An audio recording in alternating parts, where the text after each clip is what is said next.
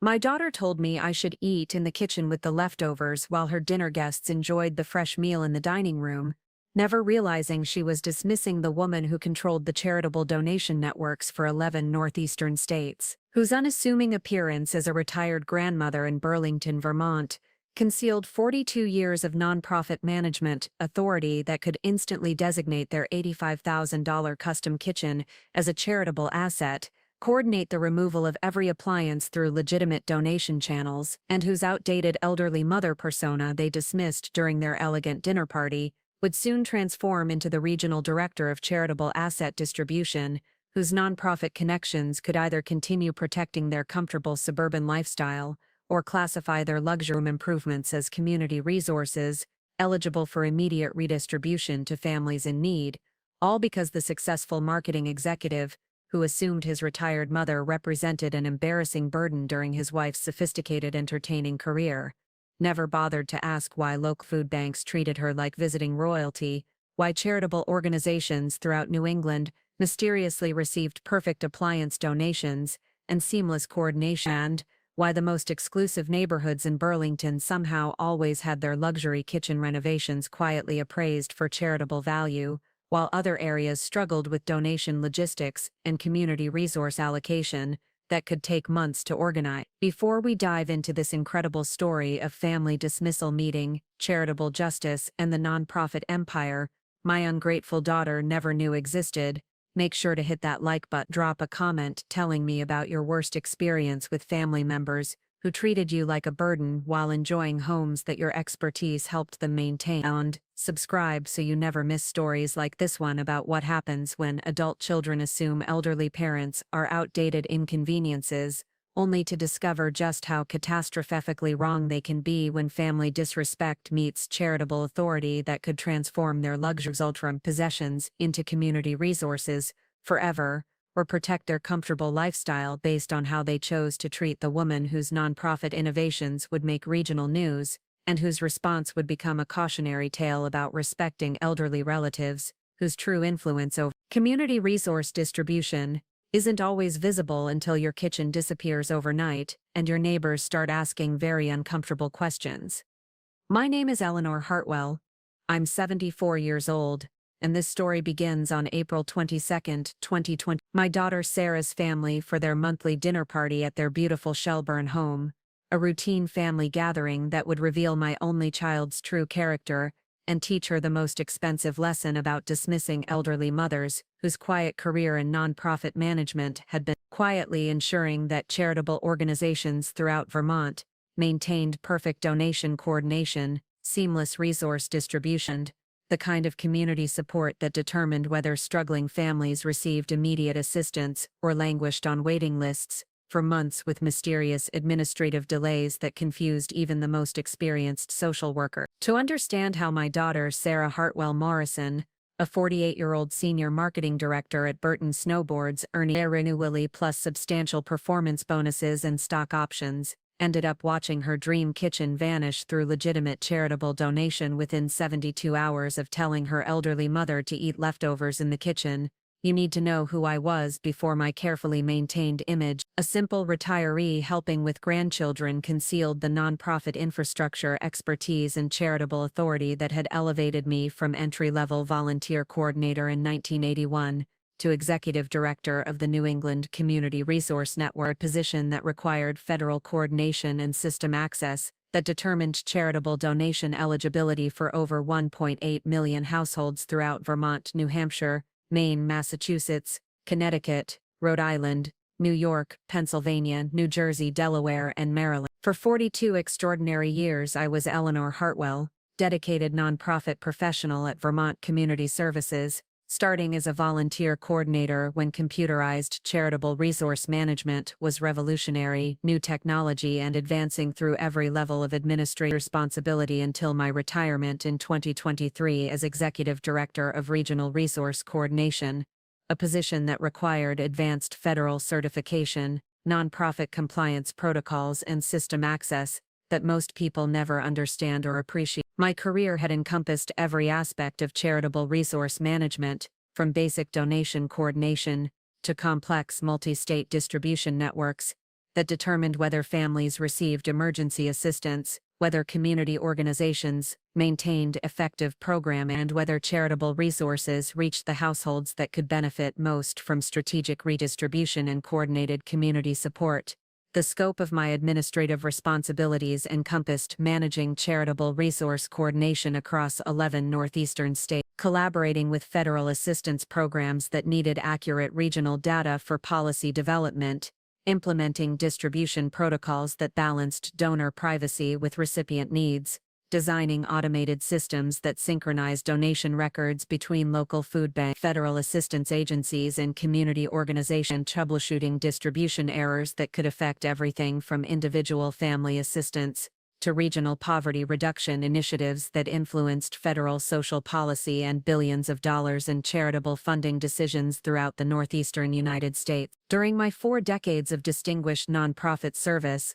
I had personally overseen resource distribution for over 3.2 million charitable transactions, supervised coordination between 1,247 different community organizations across 11 states, collaborated with federal assistance officials who required accurate regional data for national policy analysis, and managed crisis response protocols during natural disasters that required immediate coordination between state agencies, federal assistance programs, and private charitable organizations to ensure community stability while maintaining resource integrity and recipient privacy protections that balanced public assistance access with constitutional rights and charitable giving preference. The transformation that I had witnessed and managed during my career was extraordinary, from manual donation card systems in local community centers to sophisticated cloud-based platforms that could instantly verify household eligibility, donation status, assistance compliance, and resource availability across national networks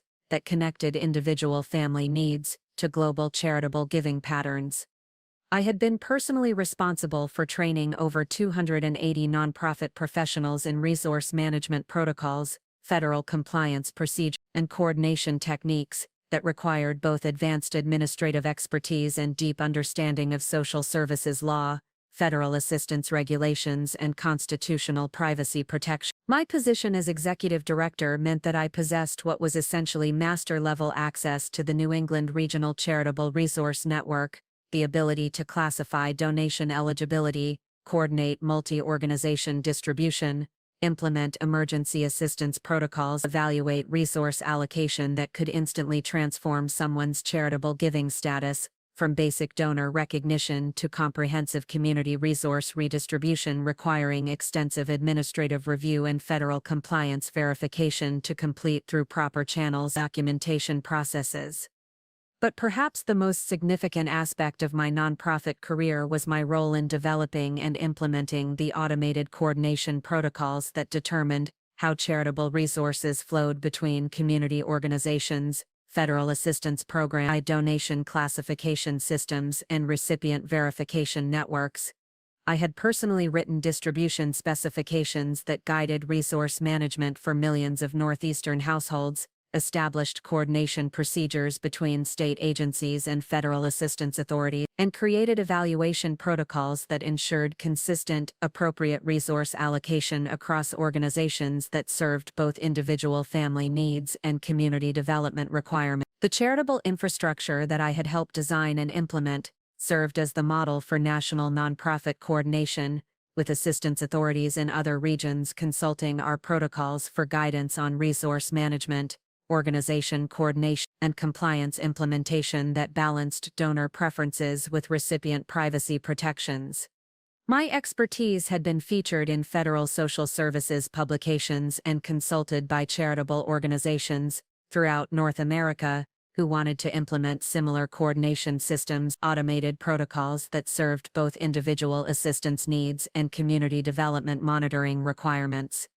My daughter's comfortable life in her $435,000 Shelburne home, which she considered evidence of her professional success and Burton marketing achievement, was actually supported by the kind of seamless charitable infrastructure and resource management that I had been developing and maintaining throughout my entire career.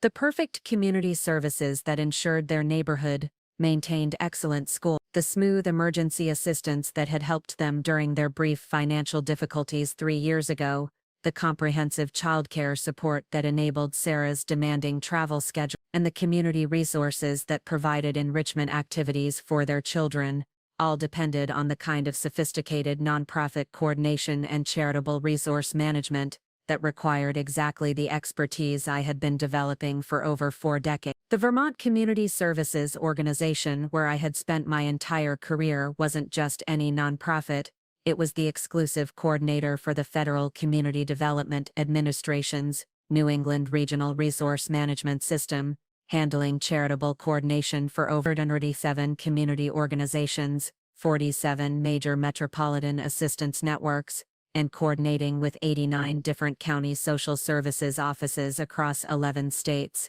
Our systems processed over $4.8 billion in annual charitable resource, managed donation coordination for over 680 different foundations and giving organizations, and maintained the infrastructure that allowed platforms like United Way, local food bank, and community centers to provide effective assistance and resource distribution for millions of Northeastern families. The resource coordination protocols that I had developed during my tenure as executive director required collaboration with the Internal Revenue Service for Charitable Giving Compliance, the Department of Health and Human Services for Federal Assistance Program Coordination, the Federal Emergency Management Agency for Disaster Response Resource Distribution, and the Bureau of Community Development for demographic analysis that influenced federal social policy and community investment initiatives throughout the northeastern United States. My federal certification level required annual background investigations, financial audits, and professional competency evaluations that ensured only the most qualified nonprofit professionals maintained access to systems that could affect regional assistance distribution and community stability. The sophisticated nature of modern charitable resource management meant that my daily responsibilities included troubleshooting coordination errors that could prevent families from receiving emergency assistance, or coordinating with federal assistance platforms to ensure benefit applications processed correctly, implementing compliance updates that protected donor privacy while maintaining recipient access, and managing crisis response protocols during emergencies that could affect thousands of families and millions of dollars in charitable resources across multiple states and federal jurisdictions. My expertise in nonprofit resource management had earned recognition from the National Association of Social Workers, who had consulted our protocols for national system standardization, the Federal Community Development Administration, who had adopted our coordination procedures for nationwide implementation, and the International Association of Community Organizations, who had featured our distribution techniques in professional training programs for nonprofit administrators throughout North America. The coordination innovations that I had developed during my career were being used by charitable organizations in Canada, Mexico, and European Union countries, seeking to modernize their resource distribution systems and community assistance capability. But beyond the professional accomplishments and federal recognition, what made my nonprofit expertise particularly powerful was my comprehensive understanding of how charitable resource systems affected individual families and communities who depended on accurate coordination for their emergency assistance and community support. Every family that received timely assistance, every community organization that operated smoothly, every charitable donation that reached appropriate recipients, and every emergency response that coordinated effectively represented the successful implementation of systems and protocols that I had spent decades developing and refining. The April 22nd dinner party that would change everything started as my attempt to maintain traditional family relationships and share in my daughter's professional success and her husband, Michael's, developing catering business that they were launching with carefully curated dinner parties, showcasing their sophisticated entertaining style, beautiful home and family achievements. What I didn't expect, that this gathering would reveal the extent to which my successful daughter viewed her elderly mother as an embarrassing liability and social burden, whose presence interfered with the image management and lifestyle presentation that Michael considered essential for building their cater reputation and securing contracts with Burlington's most affluent families and exclusive social events. Sarah had achieved remarkable professional success as senior marketing director at Burton Snowboard, where her innovative approach to lifestyle marketing had earned recognition throughout the outdoor recreation industry and substantial financial rewards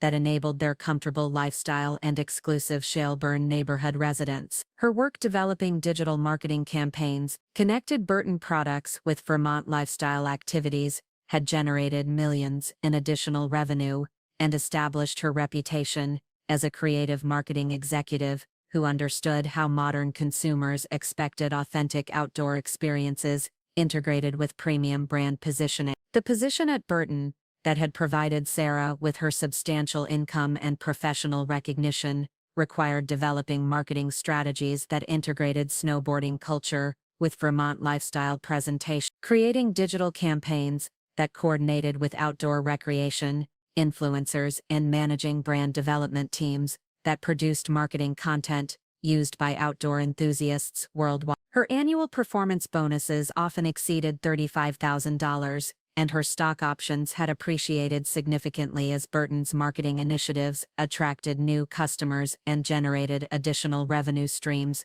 throughout the global outdoor recreation and winter sports market. Sarah's comfortable lifestyle reflected her professional achievements and financial success, including her $485,000 home in Shelburne's most desirable neighborhood, her collection of outdoor recreation vehicles that included a Tesla Model Y and a Subaru Outback, and her membership in Burlington's most exclusive country club, where she networked with other Burton executives and marketing professionals. The beautiful home, that served as the backdrop for Michael's catering demonstration events, featured custom kitchen design, professional-grade appliances, and the kind of entertaining amenities that demonstrated successful career achievement and sophisticated lifestyle management. Michael Richardson Morrison had recently left his sous chef position at Hen of the Wood, one of Burlington's most prestigious fine dining restaurants, to focus full-time on building his catering business called Green Mountain Gourmet,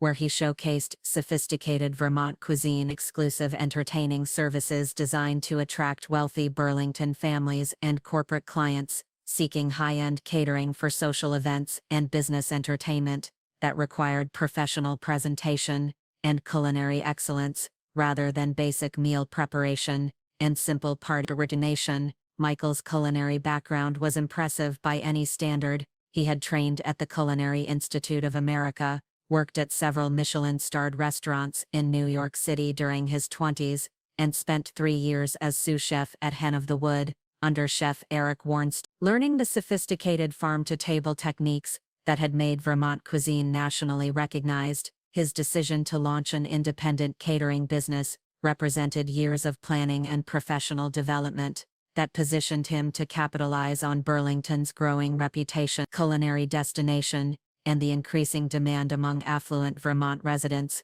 for sophisticated home entertaining services. The transition from restaurant cooking to exclusive catering required different skills and business development strategies that Michael had been carefully cultivating through his work at Hen of the Wood and his networking within Burlington's culinary community. His catering strategy required careful presentation and menu development that appealed to Burlington's most affluent residents seeking exclusive dining experiences. His client development had already attracted several prominent Burlington families who paid between $100 and $300, exclusive wine tasting and holiday entertaining that demonstrated culinary expertise and professional service standards that distinguished premium catering from basic food service and traditional family meal preparation.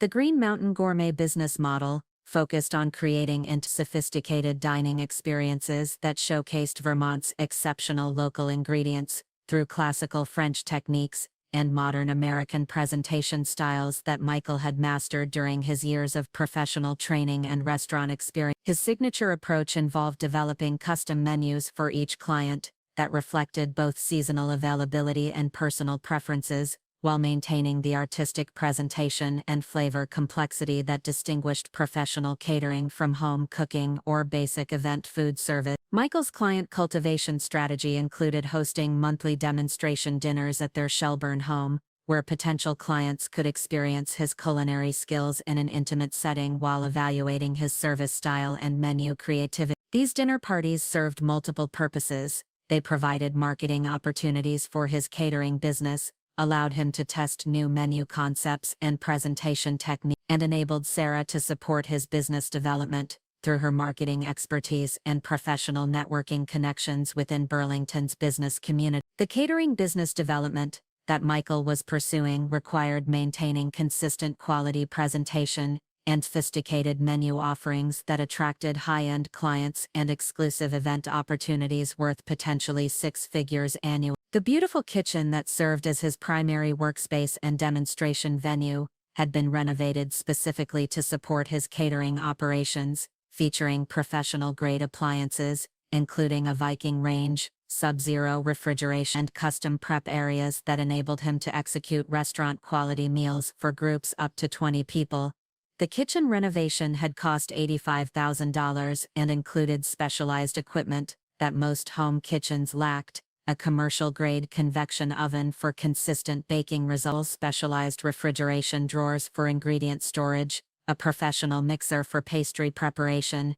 and custom storage solutions that organized his extensive collection of professional cookware and serving pieces. The investment represented their confidence in Michael's business potential and their commitment to providing the infrastructure necessary for high-end catering success. Sarah's marketing expertise had proven invaluable in developing Michael's brand identity and client acquisition strategy. Her experience at Burton in creating lifestyle marketing that appealed to affluent outdoor recreation enthusiasts translated perfectly to promoting Michael's sophisticated Vermont cuisine to Burlington's wealthy residents, who valued both culinary excellence and authentic local connection. She had developed his marketing materials, managed his social media presence, and leveraged her professional network to introduce Michael to potential clients throughout the Burlington business community. Their combined income from Sarah's Burton executive position and Michael's developed catering business had created what they considered a sophisticated modern family image that required careful management and strategic presentation to maintain their professional reputations and social connections. The comfortable lifestyle that they had achieved through Sarah's marketing success and Michael's culinary expertise represented the kind of financial achievement and social status that distinguished successful Vermont families from those who hadn't achieved similar professional recognition and economic advancement. The Shelburne neighborhood where they had chosen to live reflected their aspirations and professional achievements, an exclusive area where homes averaged over $400,000, and residents included Burton executives, IBM managers, University of Vermont administrators, and successful local business owners who valued both privacy and proximity to Burlington's cultural amenities. Their home's location provided easy access to the exclusive Charlotte Country Club, where Sarah maintained her membership, the Lake Champlain waterfront, where they enjoyed recreational activities, and the network of affluent families who represented Michael's target market for catering service. But during our April 22 dinner party, as I attempted to share stories about my own career achievements and express interest in Sarah's Burton projects and Michael's catering activity, I gradually realized that my presence was viewed as inconsistent with the sophisticated, entertaining image they were trying to project through Michael's catering demonstrations and Sarah's professional networking activity. My modest clothing, a simple navy dress from JCPenney and practical shoes that I had owned for several years, apparently contrasted sharply with the designer casual wear that their guests favored and the carefully curated aesthetic that Michael considered essential for his brand presentation. My conversation style, which focused on asking genuine questions about their work and sharing relevant stories from my own professional experience, apparently conflicted with the networking-focused discussions that their guests expected and the business development conversations that Michael needed to cultivate for successful client relationships. The traditional family values that I represented, respect for elder, appreciation for family history, and interest in community connections, seemed to interfere with the modern professional networking and lifestyle presentation that distinguished their social circle from more traditional Vermont community. The evening had begun promisingly when I arrived at their beautiful home carrying a homemade apple pie that I had prepared using apples from the Shelburne orchards, and a recipe that had been passed down through 3 generations of Vermont family. I had thought that bringing a traditional Vermont dessert would complement Michael's sophisticated menu and demonstrate appreciation for the local food traditions that influenced his culinary approach. However, my gesture was received with polite acknowledgement rather than enthusiasm, and I noticed that my pie was placed on the kitchen counter rather than being integrated into the evening's dessert presentation. The conversation that would trigger everything began when Michael started discussing his menu planning for the following month, which included a series of exclusive dinner experiences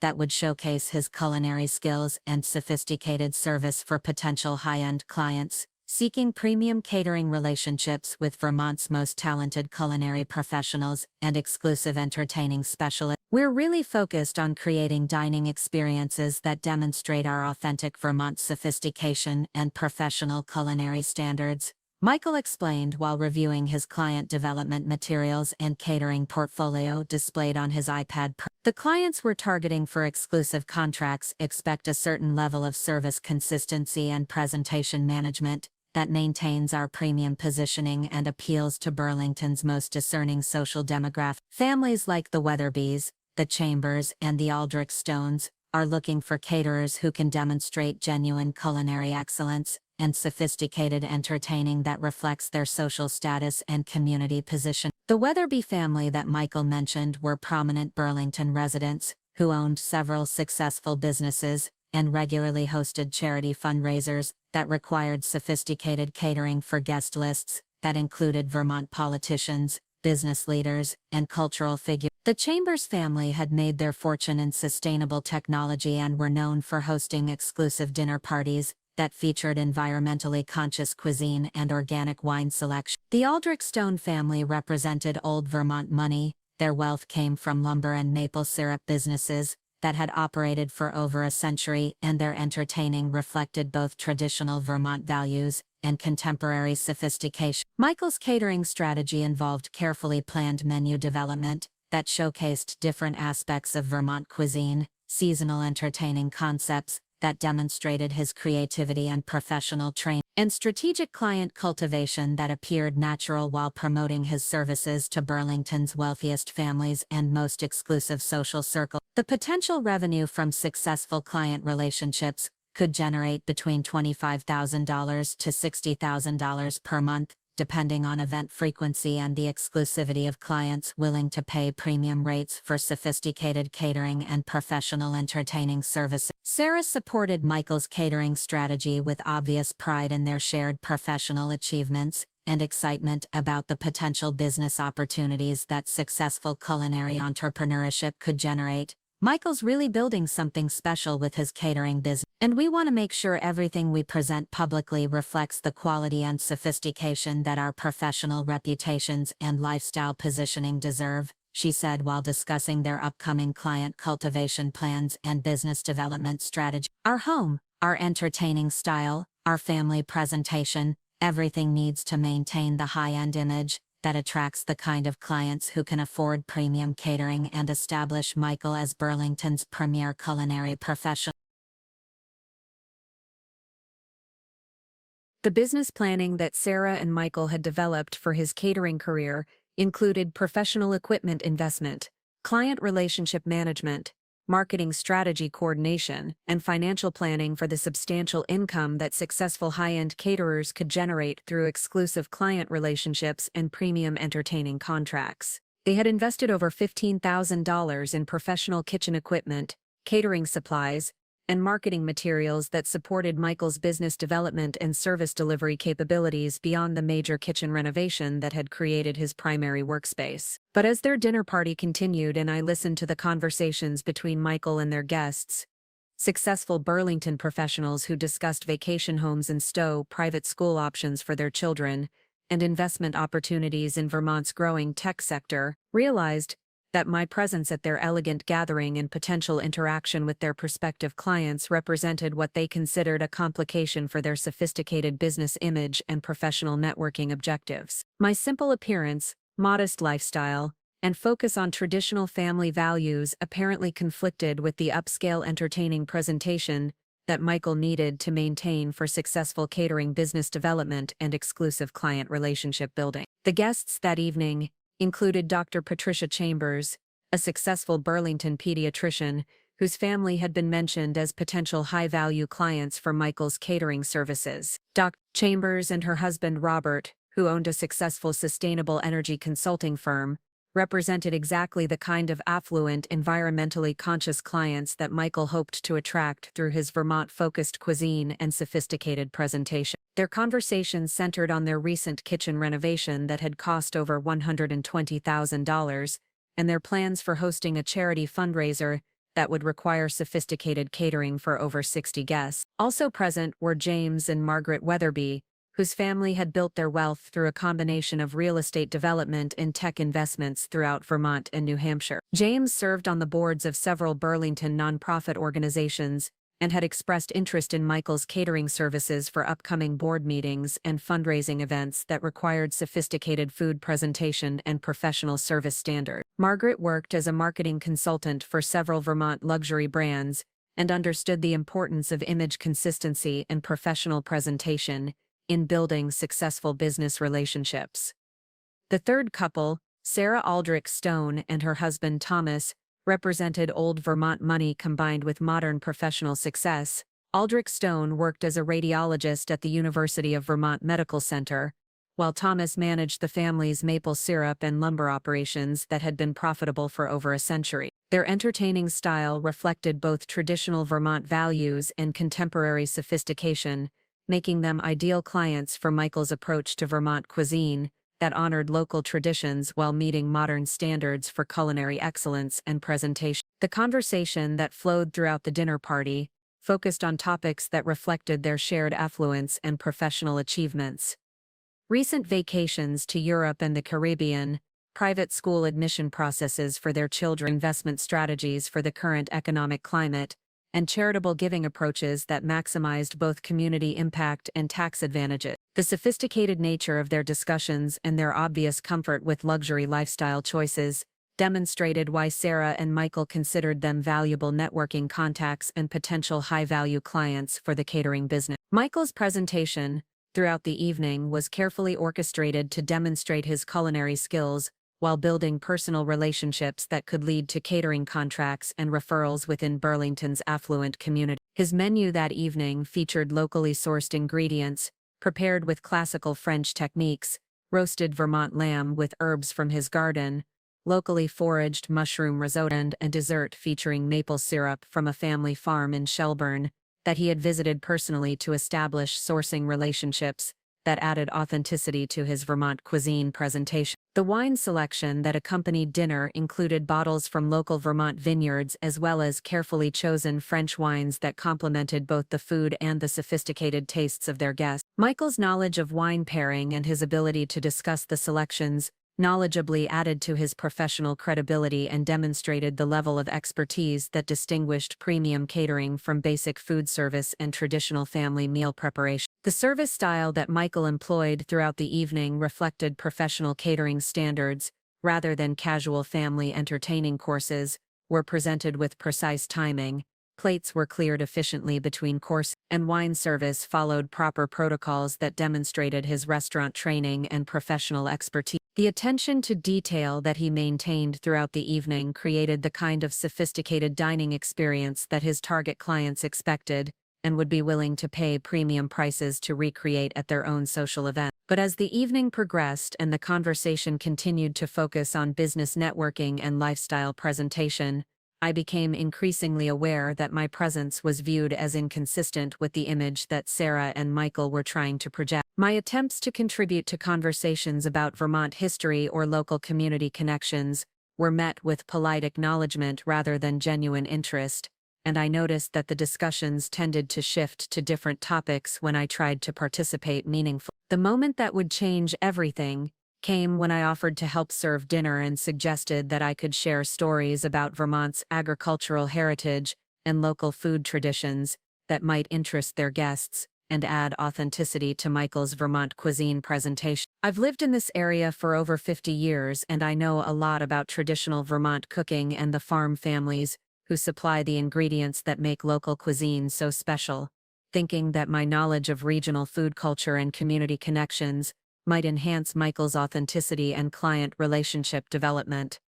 I could share stories about the local farmers who grow these vegetables or explain the traditional cooking methods that influenced modern Vermont cuisine, or discuss the community organizations that support local agriculture and food security throughout our region. Genuinely excited about the possibility of contributing to their business development and sharing knowledge that I had accumulated through decades of community work and nonprofit coordination throughout Vermont's agricultural communities and charitable organizations. The carrots in tonight's risotto come from Intervale Community Farm, which has been supported by community organizations for over 30 years and represents exactly the kind of local agriculture that makes Vermont cuisine authentic rather than just fashionable. Hoping to demonstrate how my community knowledge could enhance Michael's presentation and add depth to his client relationships through genuine connections to Vermont's agricultural heritage and community values. Sarah's response revealed the fundamental problem with our family relationship and her assumptions about elderly relatives who interfered with modern business networking and professional image management.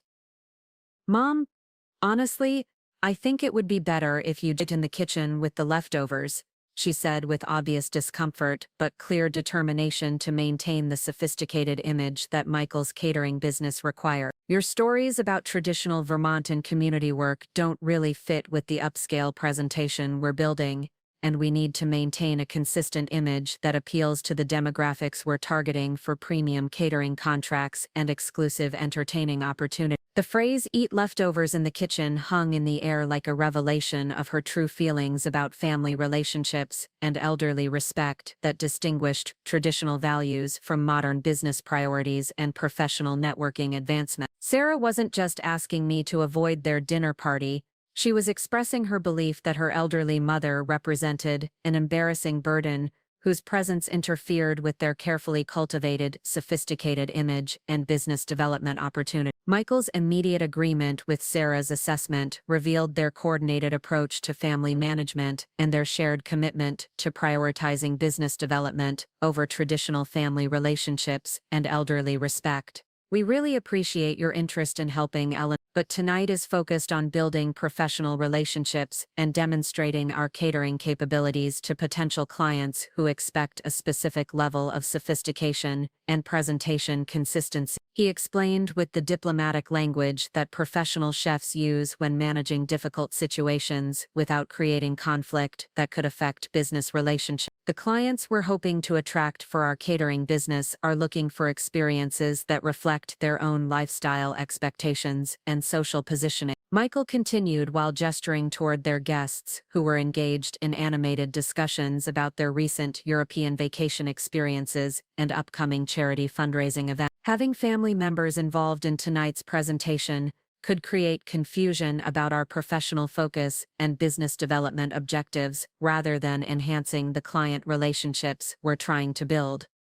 The systematic dismissal that followed revealed how completely Sarah and Mike had embraced the kind of business thinking that treated family relationships as optional components of professional success rather than foundational values that distinguished meaningful achievement from superficial networking and image management. The polite but firm direction to retreat to the kitchen with leftover food while their guests enjoyed fresh courses in the dining room represented a calculated decision to prioritize business networking over family respect and elderly inclusion. Chambers' uncomfortable expression during Sarah's dismissal of my offer to contribute to the evening's conversation revealed that their guest recognized the inappropriate nature of excluding elderly family members from social gatherings, but the professional networking context prevented any direct intervention or criticism that might affect their own relationships with Sarah and Michael. The wealthy Burlington professionals who were evaluating Michael's catering services understood the importance of family values and community connections in Vermont culture, making Sarah's treatment of her elderly mother particularly problematic for the business relationships they were trying to develop. The dinner party conversation that continued after Sarah's devastating dismissal revealed the systematic nature of their approach to elderly family management. Their assumptions about modern business networking that required strategic relationship presentation and careful image curation rather than authentic family connections and traditional generational respect that might interfere with catering business success and professional advance opportunities. As I quietly retreated to their beautiful kitchen with a plate of leftover appetizers while their dinner guests enjoyed Michael's carefully prepared entrees in the elegant dining room, thorough zero-down renovation that surrounded me and the professional-grade appliances that enabled Michael's catering business development, the Viking range where he had prepared tonight's sophisticated menu, the Sub-Zero refrigeration that stored ingredients for his client demonstration, the custom storage solutions that organized his professional equipment, all represented substantial investments in their business success and lifestyle presentation. The irony of being banished to eat leftovers in the very kitchen that had been purchased and renovated with the support of community resources and charitable infrastructure that I had been coordinating throughout my 42-year career was not lost on me. The smooth approval processes that had enabled their home renovation permits, the community development programs that had supported their neighborhood's infrastructure improvement, the charitable organizations that had provided emergency assistance during their brief financial difficulties 3 years ago. All depended on the kind of nonprofit coordination and resource management that I had been developing and maintaining throughout my professional career. As I sat alone in their professionally equipped kitchen, eating reheated appetizers while listening to the sounds of sophisticated conversation and laughter from the dining room where their guests enjoyed fresh courses and professional service, I realized that my daughter had made the most catastrophic miscalculation of her life about the relationship between family respect and community resource distribution, between traditional values and nonprofit authority, and between the elderly mother she wanted to exclude from her sophisticated entertaining and the community resource coordinator whose charitable connections could either support their comfortable lifestyle or classify their luxury possessions as assets available for immediate redistribution to families who would appreciate both the resources and the elderly wisdom, created opportunities for meaningful community contribution. The beautiful kitchen where I had been relegated to eat leftovers would soon become the focal point of a lesson about charitable resource distribution that Sarah and Michael would never forget, and the professional-grade appliances that supported their business development would find new homes with families who understood the value of both material resources and the elderly relatives whose expertise and community connections had made their comfortable lives possible. The sophisticated entertaining space that had been used to exclude an elderly family member from meaningful participation would be transformed into a community resource that served families who valued both charitable assistance and intergenerational respect. Sometimes the most expensive mistake you can make is assuming that the elderly relatives you dismiss during business networking and professional advancement don't possess the authority and community connections to transform your most valuable assets into charitable resources that serve families who understand the importance of respecting elderly wisdom and maintaining traditional values that distinguish meaningful success from superficial lifestyle presentation and systematic family disrespect that prioritizes image management over authentic relationships and community contribution. What my family never understood during all those years of treating me like a simple retiree who needed assistance with modern technology was that their comfortable assumption about my limited capabilities revealed their complete ignorance of the charitable empire I had built throughout the New England nonprofit community, empire that operated so seamlessly and efficiently that its very invisibility had become its greatest strength and my family's most dangerous vulnerability. The modest South Burlington home where I had lived for 28 years, Sarah and Michael considered evidence of my limited financial success and outdated lifestyle choices, actually served as the primary coordination center for the New England Regional Charitable Resource Network, equipped with secured communication systems, redundant internet connection, administrative infrastructure that maintained 24/7 connectivity with nonprofit organizations throughout 11 northeastern states, and enabled immediate response to resource emergencies that could affect millions of families and billions of dollars in charitable distribution. My home office, which appeared to casual visitors as a simple retirement workspace with basic computer equipment and traditional furniture, contained sophisticated database systems and networking hardware that provided direct access to the primary servers at Vermont Community Services, backup communication protocols for emergency resource coordination,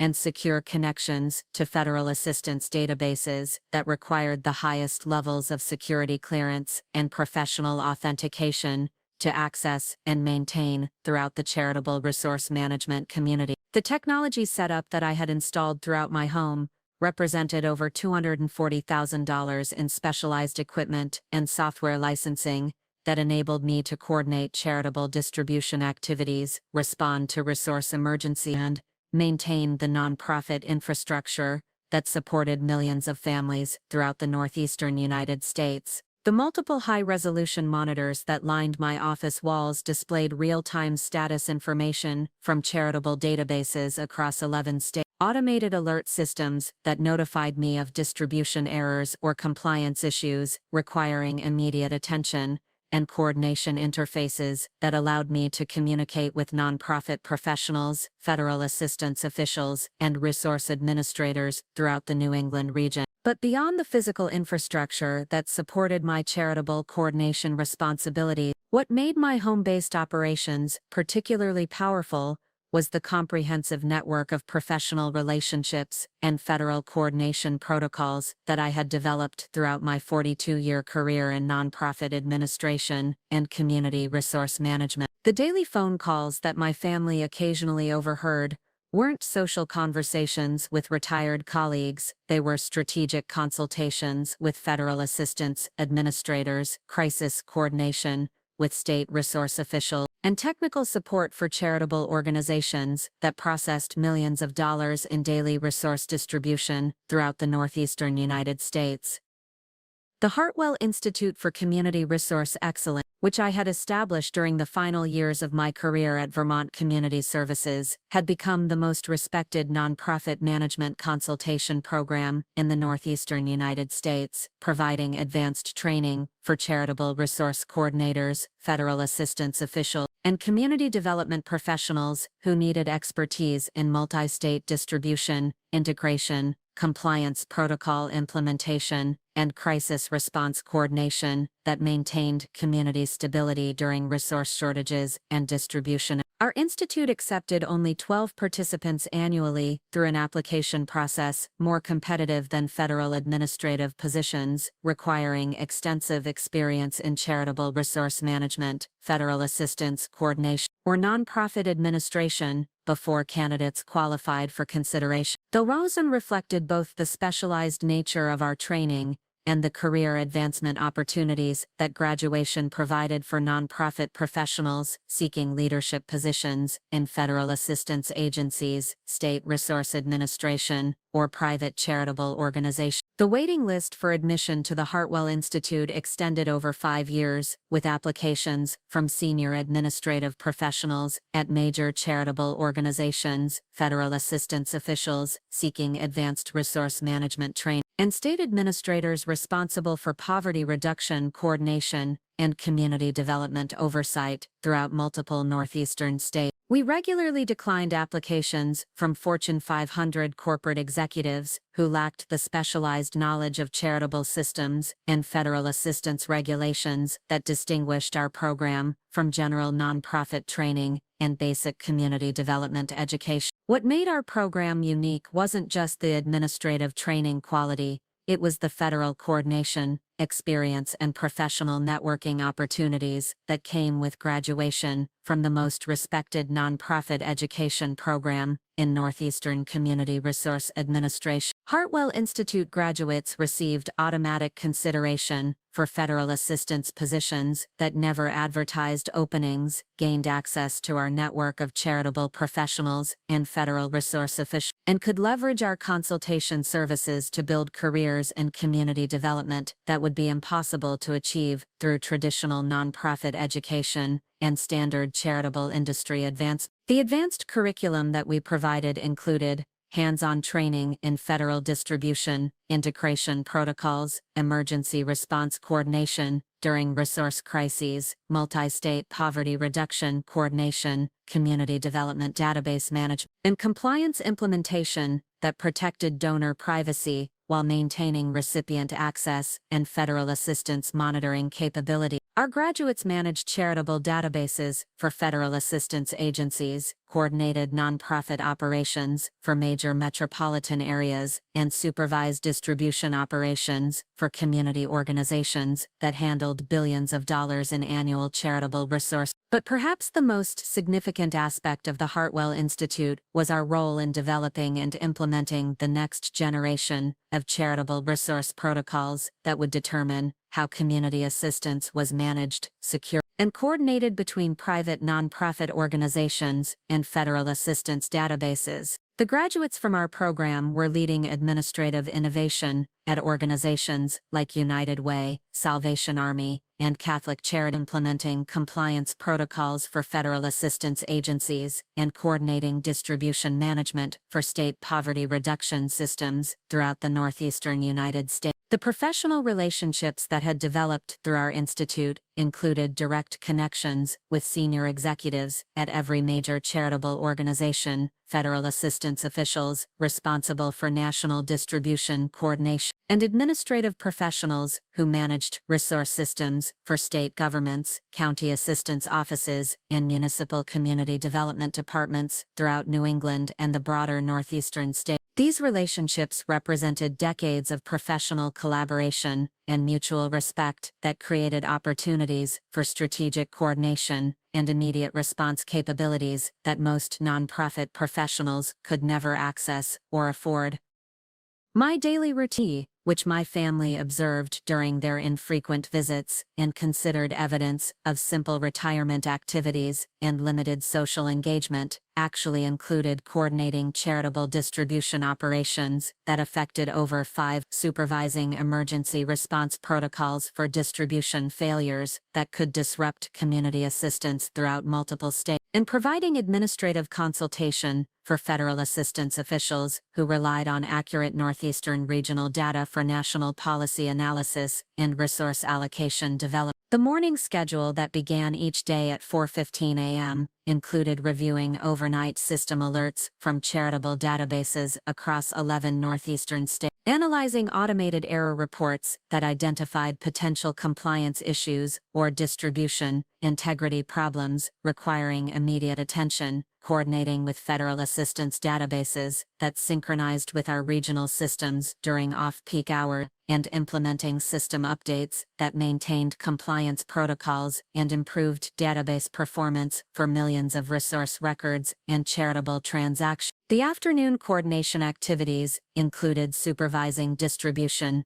integration between county assistance offices and charitable organizations, troubleshooting system errors that affected resource allocation, visibility, and assistance application processing, coordinating with federal assistance officials who needed accurate regional data for policy analysis and resource development, and managing crisis response protocols during natural disasters that required immediate coordination between multiple state agencies and private charitable organizations. The evening consultation work included providing administrative guidance for nonprofit professionals who encountered distribution errors or system integration problems, coordinating with international charitable organizations that implemented our protocols for community development systems in other countries, and conducting strategic planning with federal assistance officials who relied on our expertise for national database modernization and compliance enhancement initiatives.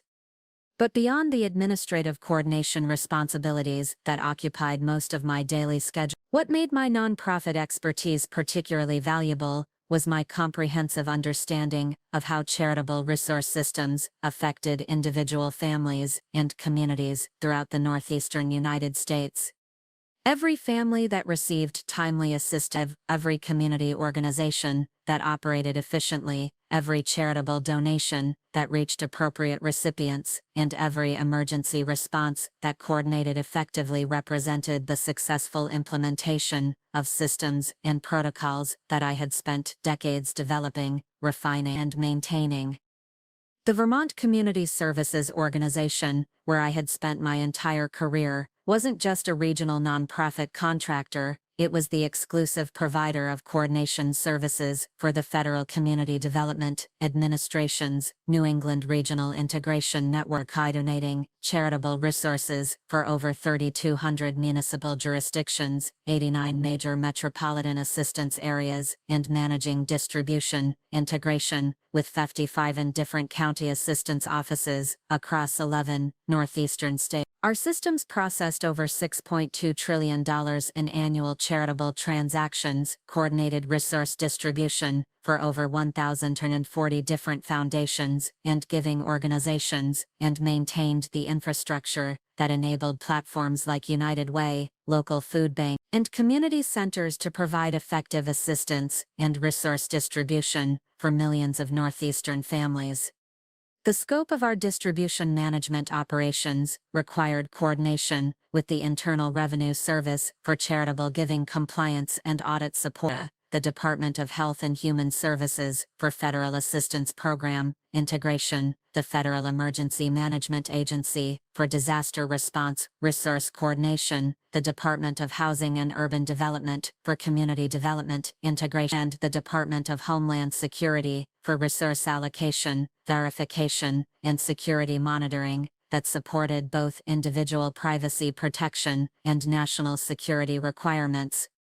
My security clearance level required annual background investigations, financial audit, psychological evaluations, and professional competency assessments that ensured only the most qualified and trustworthy nonprofit professionals maintained access to systems that could affect national poverty reduction programs, regional community stability, and federal assistance policy development. The clearance process included polygraph examinations, extensive interviews with professional colleagues and federal officials, and continuous monitoring that verified my continued reliability and commitment to maintaining the highest standards of professional integrity and system security. The administrative innovations that I had developed during my career included automated integration protocols that synchronized charitable data between county assistance databases and federal resource systems, compliance algorithms that protected donor privacy while maintaining recipient accessibility, error detection systems that identified distribution irregularities before they affected community assistance, and crisis response protocols that maintained system stability during equipment failures or cybersecurity incidents that could affect millions of resource records and billions of dollars in charitable activity. These innovations had been adopted by charitable organizations throughout North America, implemented by federal assistance agencies for national database modernization, and licensed to international nonprofit firms that wanted to implement similar integration systems and compliance protocols for community development in European Union countries,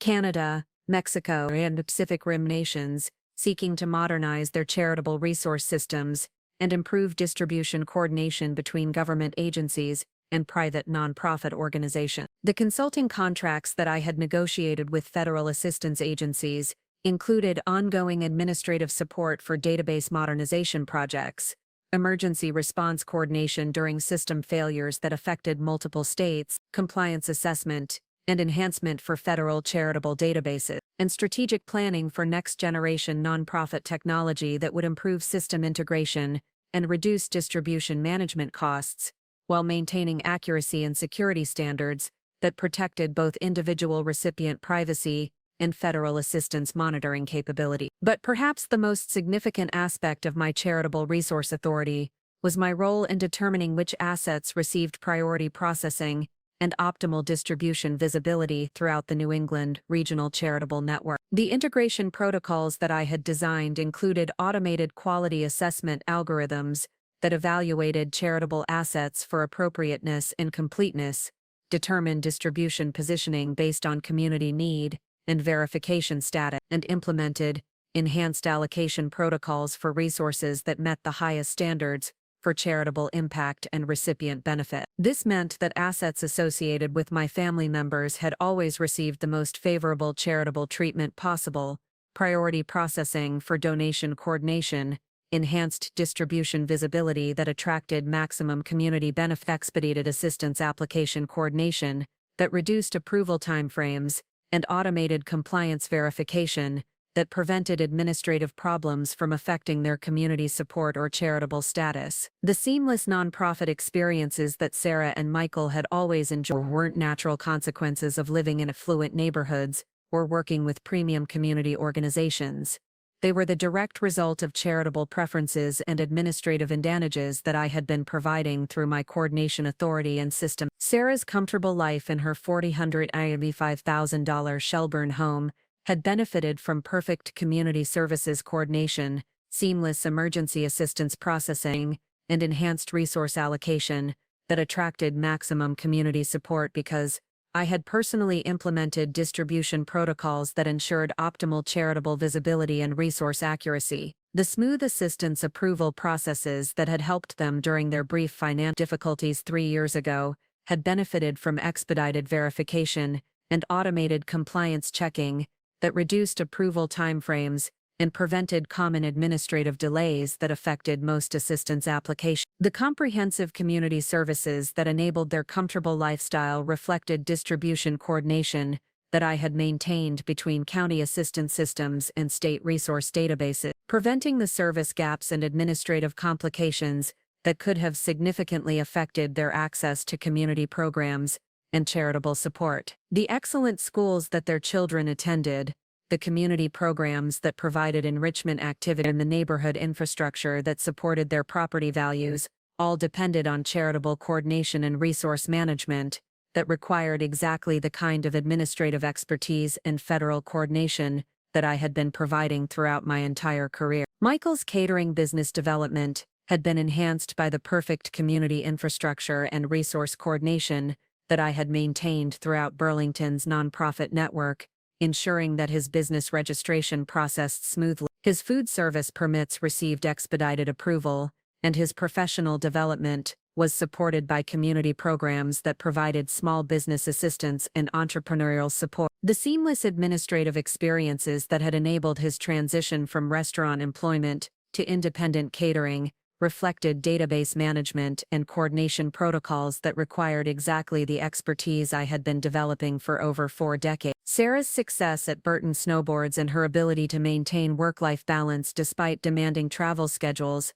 had been supported by the comprehensive childcare assistance and community programs that I had been coordinating through Vermont's charitable infrastructure. The emergency assistance that had helped them purchase their home, the community programs that supported their children's education, the neighborhood services that maintained their property values, all depended on nonprofit coordination and resource management that I had been providing without their knowledge or appreciation. But the most ironic aspect of their comfortable assumptions about my limited administrative abilities was that Sarah's own success at Burton in developing lifestyle marketing relied on community engagement principles and resource coordination techniques that I had pioneered in nonprofit administration and had been teaching to community development professionals for over 2 decades. The seamless community experiences that she marketed to Burton customers used coordination protocols and resource integration design principles that I had developed for charitable organizations and had shared through professional conferences and administrative training programs. England, the sophisticated lifestyle that Sarah and Michael had achieved through her Burton executive position and his catering business development was entirely dependent on the kind of community infrastructure and charitable coordination that I had been developing and maintaining throughout the nonprofit industry. Their beautiful home served as Michael's primary business venue because its perfect community services and accurate resource coordination provided the stability and community validation that sophisticated clients required for premium catering partnerships. But that community excellence existed only because of the charitable coordination and administrative management that I had been providing without their knowledge or appreciation. The April 22nd dinner party, where I had been told to eat leftovers in the kitchen, represented the most devastating miscalculation of their lives about the relationship between family respect and charitable resource coordination, between elderly wisdom and modern nonprofit expertise, and between the modest grandmother they wanted to exclude from their sophisticated entertaining, and the administrative authority whose resource coordination could either continue supporting their comfortable lifestyle or designate their luxury possessions as charitable assets available for immediate community redistribution. The Hartwell Institute for Community Resource Excellence that had established my reputation throughout the New England nonprofit community operated from the modest home office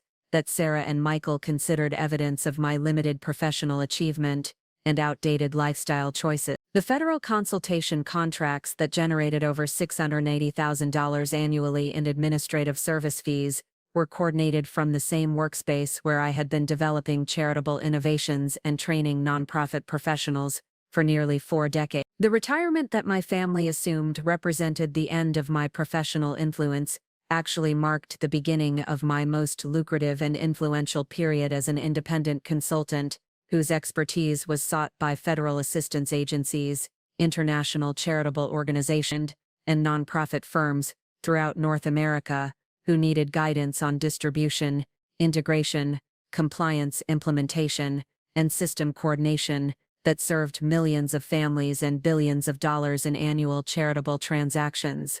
But what made the timing of Sarah's eat leftovers in the kitchen comment particularly unfortunate was that my transition from Vermont Community Services employee to independent consultant had actually increased my authority and access to charitable databases throughout the northeastern United States. The consultation contracts that I had negotiated included continued access to all distribution systems that I had managed during my career, emergency response authority for system failures and compliance incidents, and strategic planning responsibilities for next-generation nonprofit technology that would determine how charitable resources were managed and coordinated for the next 20 years. The modest South Burlington home where I had been quietly building my charitable empire and maintaining my federal consultation business would soon become the command center for the most comprehensive demonstration of nonprofit authority that New England had ever witnessed.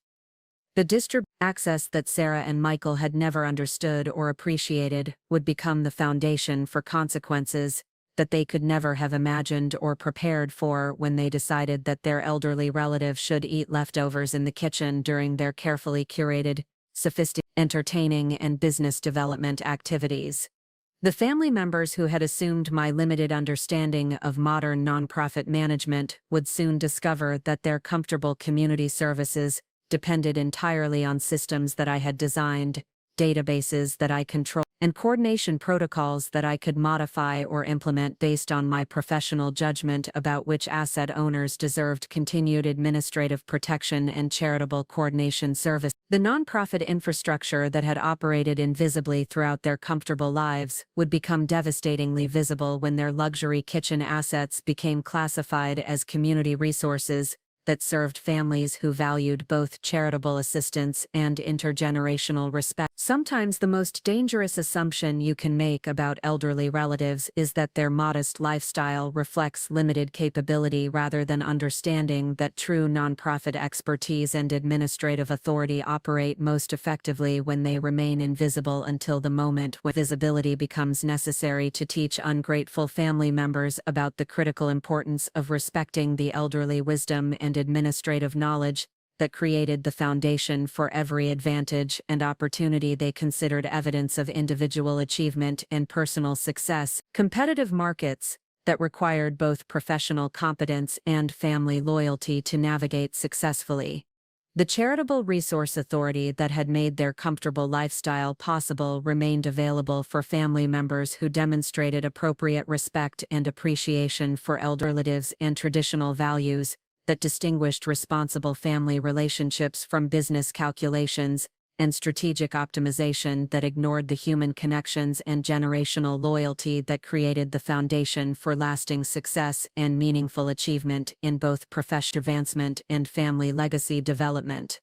The administrative coordination that had protected their community services and resource access could either continue supporting family members who understood the value of elderly wisdom or be redirected to serve families who appreciated both charitable assistance and the generational respect that created opportunities for authentic community contribution and meaningful family relationships. Comfortable assumptions about elderly capabilities would become the most visible lesson of their lives about the true meaning of charitable resource distribution and the critical importance of treating elderly relatives with the respect and appreciation that their lifetime of community service, administrative expertise deserved, rather than dismissing them as outdated inconveniences during sophisticated entertaining and business development activities that prioritized image management over authentic family relationships and community values.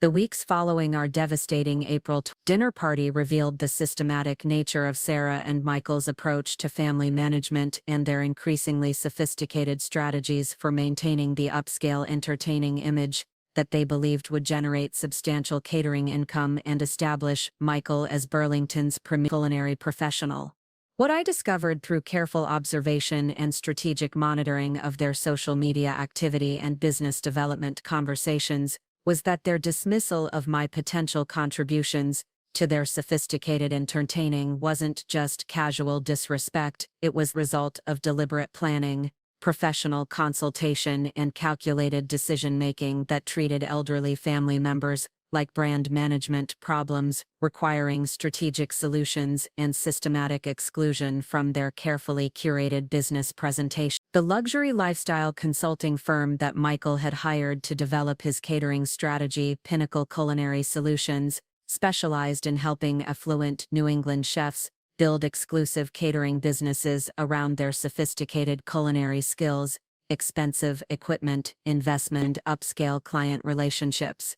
The consultation fees that Sarah and Michael were paying, $12,500 per month for comprehensive business development and strategic planning, reflected their serious commitment to transforming Michael's restaurant experience into a profitable catering enterprise that could generate six-figure annual income through premium client partnerships and exclusive entertaining contracts.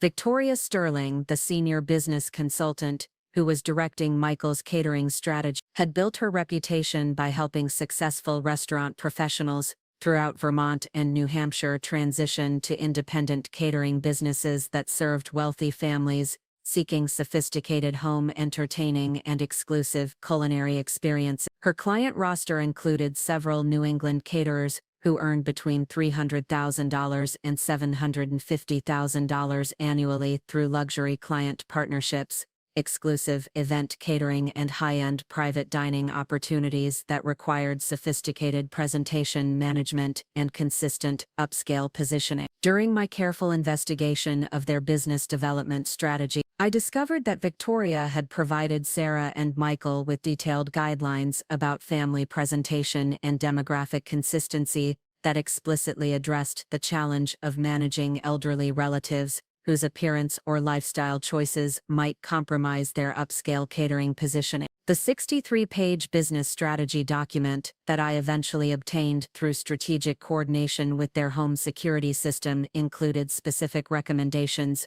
about intergenerational image management and family demographic optimization that treated elderly relatives like potential business complications, requiring systematic exclusion or strategic presentation modification. The business development protocols that Victoria had established for Michael's catering enterprise included comprehensive client relationship planning, professional presentation coordination, luxury menu development strategies, and family relationship management that prioritized business consistency over authentic family connections and traditional generational respect. The monthly strategy sessions that Sarah and Michael attended at Pinnacle's downtown Burlington offices included detailed analysis of their client acquisition metrics, catering contract negotiation support, and systematic evaluation of every aspect of their business presentation through the lens of luxury catering effectiveness and demographic appeal. But what made their business management approach particularly calculated was Victoria's emphasis on lifestyle authentication and demographic verification that required Michael's catering presentation to demonstrate multi-generational sophistication and affluent family relationships that reflected the kind of economic stability and cultural refinement that wealthy clients demanded from their premium catering service providers. This meant that elderly family members needed to either contribute to their upscale image or be systematically excluded from their business presentation to maintain consistency and client eligibility.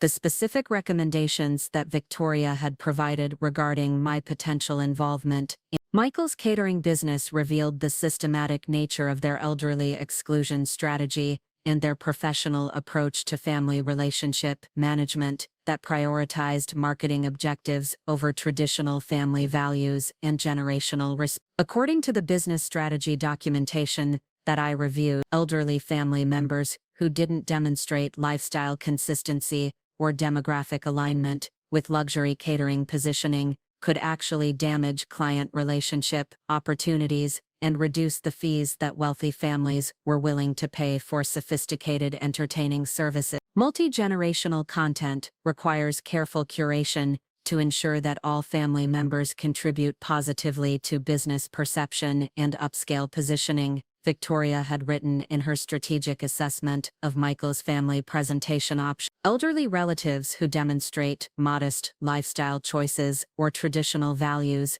may create business confusion that reduces effectiveness of luxury catering partnerships and limits opportunities for premium client relationships with high-end consumer demographics. The business consultation had led to Sarah's suggestion that I should eat leftovers in the kitchen, included detailed analysis of other New England catering professionals and systematic evaluation of how family presentation affected their client acquisition success and revenue generation rate. Specific examples of caterers who had lost luxury clients because elderly family members appeared in their business presentation without proper lifestyle preparation or demographic optimization that maintained consistent upscale positioning and sophisticated image management. Michael's catering business schedule, which required hosting demonstration dinners twice per month with professional presentation and strategic client cultivation, had been designed around their Shelburne home and sophisticated entertaining activities that demonstrated their culinary expertise and affluent lifestyle positioning. The monthly business themes that Victoria had developed included Vermont luxury cuisine experience, exclusive farm-to-table entertaining, sophisticated wine pairing events, and premium holiday catering that required consistent presentation of affluence and cultural refinement that distinguished their catering services from middle-class event planning and basic food service operation. The professional presentation sessions that Michael conducted twice per month included comprehensive menu planning and service coordination that ensured every client interaction contributed to their luxury catering positioning and business effectiveness. The catering demonstrations that he hosted cost $4,800 per event and included specialized menu development, professional service presentation, and post-event client relationship management that created the kind of sophisticated entertaining experience that wealthy families required for premium catering service eligibility and exclusive contract opportunities. But perhaps the most revealing aspect of their business development strategy was the systematic approach to family relationship optimization that Victoria had recommended for managing elderly relatives and family members whose appearance or lifestyle choices might compromise their upscale positioning. The strategy document included specific protocols for generation presentation management that treated family relationships like business assets, requiring strategic evaluation and systematic coordination rather than authentic connections, deserving respect and inclusion, regardless of economic status or lifestyle difference. The weekly planning meetings that Sarah and Michael conducted to coordinate their business development activities included detailed discussion of upcoming client presentations, catering contract negotiation, and family relationship management that required balancing their business objectives with traditional family obligations and elderly care responsibility. The systematic nature of their planning revealed how completely they had embraced the kind of lifestyle marketing that prioritized image curation over authentic relationships and financial opportunity over family loyalty and generational respect. During one planning session that I observed through their home security system, Michael reviewed his client acquisition and discovered that his most successful catering presentations featured sophisticated menu development, expensive wine selection, and exclusive service presentation that demonstrated their affluent lifestyle and professional expertise. The events that received the highest client satisfaction rates and attracted the most premium contract inquiries were those that showed consistent luxury positioning without any elements suggested, modest backgrounds, or traditional family values that might compromise their positioning as sophisticated culinary professionals. Our most successful client presentations show us providing the kind of sophisticated entertaining that our target demographic wants to experience in their own homes, Michael explained, while reviewing his business performance metrics with Sarah. The families that pay the highest catering fees are looking for professionals who can demonstrate authentic luxury entertaining without any elements that create questions about our professional background or family sophistication. Every element of our presentation needs to reinforce our positioning as genuine culinary professionals rather than people who are pretending to have more expertise than they actually possess. Sarah's support for Michael's business strategy reflected her own professional ambitions and networking objectives that required maintaining a sophisticated image consistent with her Burton executive position and marketing industry leadership. The upscale lifestyle that they had achieved through her substantial income and performance bonuses needed to be presented strategically to support both Michael's catering business development and her own professional advancement opportunities within Burton's competitive executive environment and Vermont's marketing industry community. Michael's business development is actually supporting my career advancement at Burton because it demonstrates the kind of lifestyle success and family sophistication that executive leadership expects from senior management, Sarah explained during their planning discussion. The sophisticated entertaining, the exclusive client relationship, the professional presentation, it all contributes to my professional credibility and networking effectiveness with other Burton executives and marketing industry leaders who evaluate leadership potential based on lifestyle achievement and family presentation. Catering business with Sarah's professional advancement strategy revealed the systematic nature of their approach to family relationship management and their calculation that elderly relatives needed to either contribute to their sophisticated image or be excluded from their business presentation to maintain consistency and effectiveness. The business development that Victoria had recommended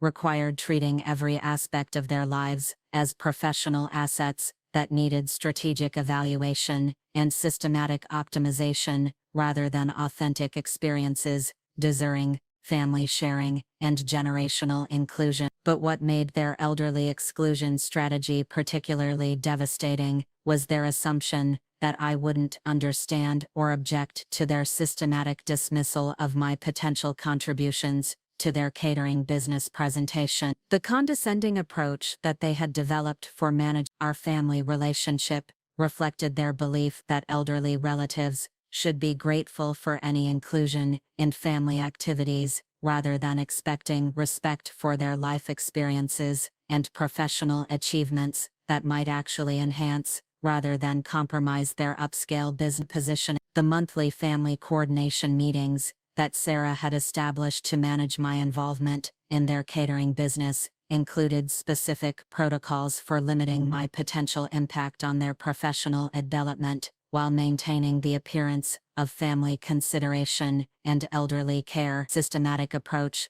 that they had developed for managing my presence during business activities reflected their professional consultation with Victoria about intergenerational business management and elderly relationship optimization that treated family connections like marketing challenge requiring strategic solutions. We need to maintain family relationships while protecting our business development and client acquisition opportunities, Sarah had explained during one coordination session. Mom's traditional values and modest lifestyle represent complications for our upscale positioning, but we can manage her involvement through strategic inclusion that limits her impact on our catering business development and client relationship building. Michael's approach to family relationship management reflected his culinary background and strategic thinking about business development that required systematic evaluation of every element that might affect their catering success. The careful planning that he applied to managing my potential involvement in their business activities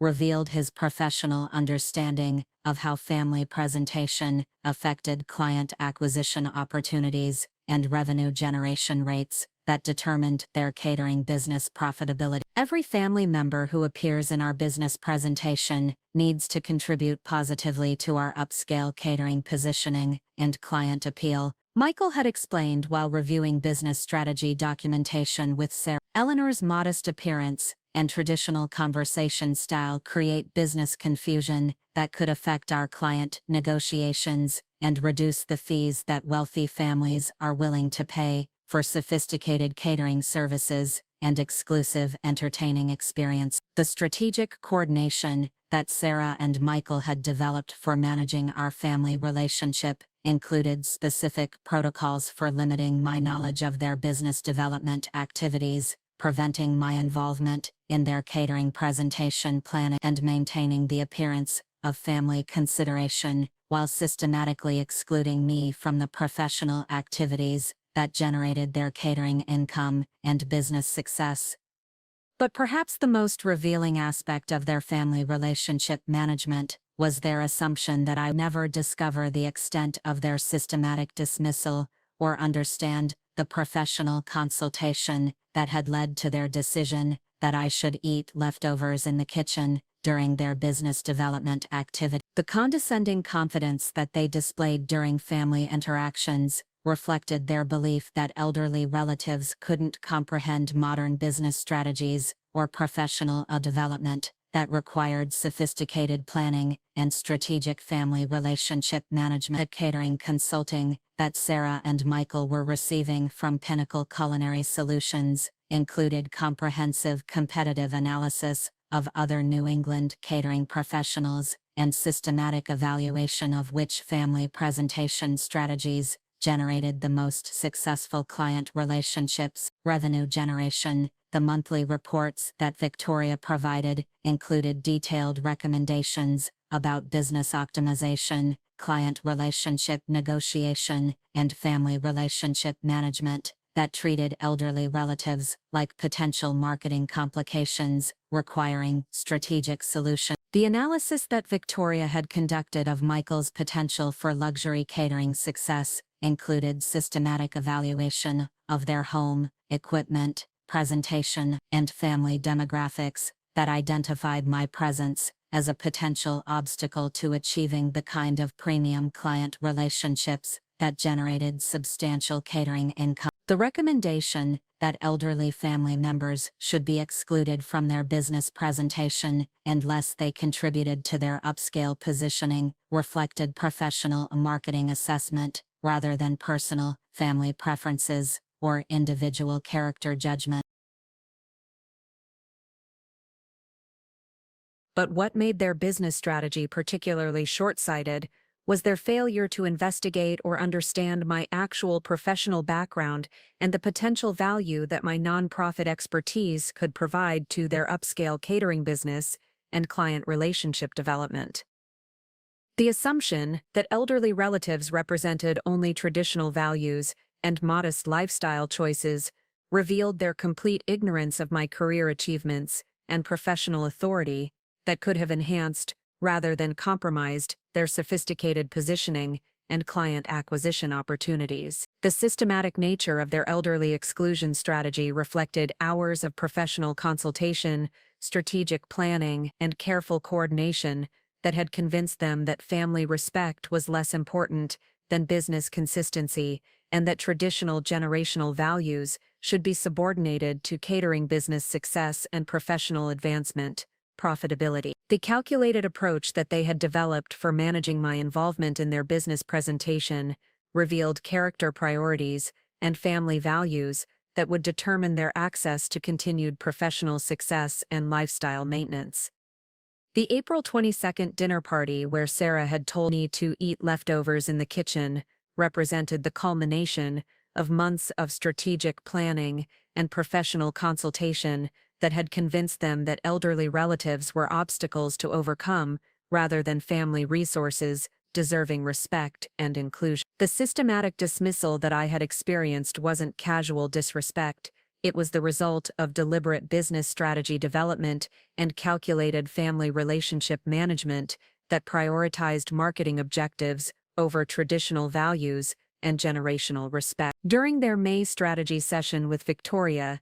Sarah and Michael celebrated the success of their systematic elderly exclusion and discussed the implementation of permanent family relationship restructuring that would eliminate my potential impact on their business development while maintaining their public image as successful professionals who balanced career achievement with family responsibility and community engagement.